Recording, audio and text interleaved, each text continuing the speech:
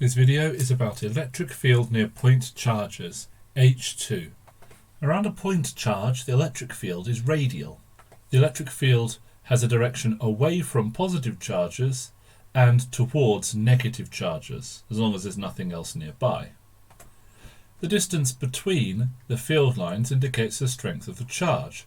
If we consider, for example, an area represented with this blue rectangle, at this sort of distance only one field line can pass through the rectangle, but as I move closer, two arrows can pass through, two field lines, and if I move even closer, 3, and then 4, and then 5, and so on.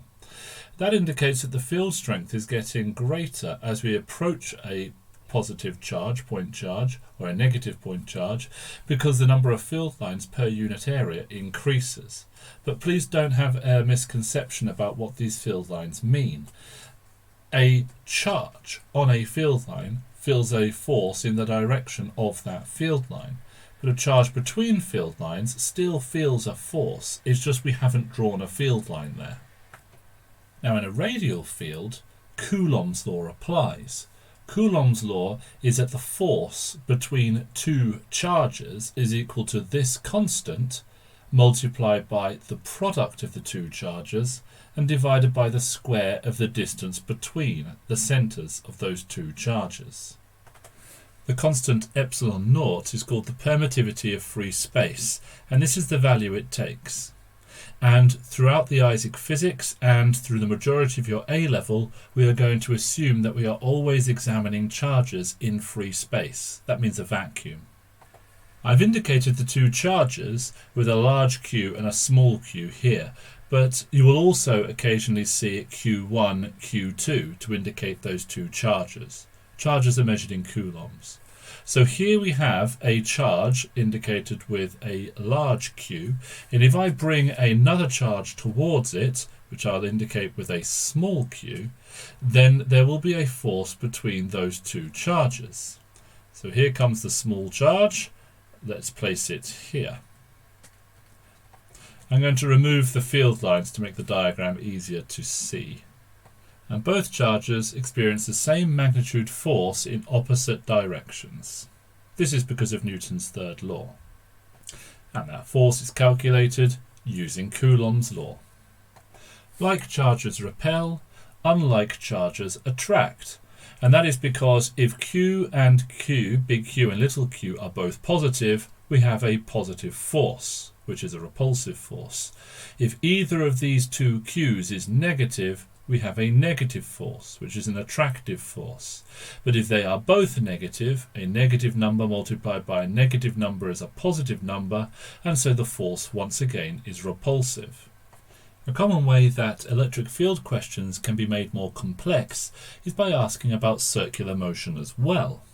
And so here we have a model of an atom. There are things that are good with this model, there are things that are less good. In the middle we have a positive charge, around the outside we have a negative charge which is orbiting that positive charge. The two charges feel an attractive force towards each other. The mass in the centre, which carries this positive charge, is significantly larger than the mass of the electrons that are orbiting. And so the acceleration produced on this positive charge in the middle is very, very small compared to the acceleration on the electron which is orbiting. We've indicated the charges of the nucleus, maybe it's a single proton, and the electron here. An approximate diameter of this atom is about an angstrom, or 1 × 10 to the negative 10 meters. And the mass of an electron is about 9.11 × 10 to the negative 31 kilograms. Now with that information, we can calculate how fast this electron has to be moving to maintain circular motion. The force on the electron, found using Coulomb's law, is equal to the centripetal force, which is mv²/r. And one of the r's cancels. So the speed of the electron is the product of the two charges divided by 4 pi 𝗟𝗀 divided by the radius of this orbit, which is half of this diameter, and divided by the mass of the electron, all under the square root. So we substitute our numbers in and then we find the answer. Now, if you type exactly this into a calculator, you will either get a math error or you'll get a very clever complex number. And that's because you're taking the square root of a negative number. Remember that this here finds the magnitude of the force, and if it's negative, it indicates it's attractive. Well, in the circular motion, the fact that it's attractive is irrelevant. The force is towards the centre of this circle, and therefore the fact it's a negative force doesn't really mean anything from the point of view of this electron. So we can just ignore that negative sign. That way we're using the magnitude of the force, and we get 2.25 times 10 to the 6 meters per second.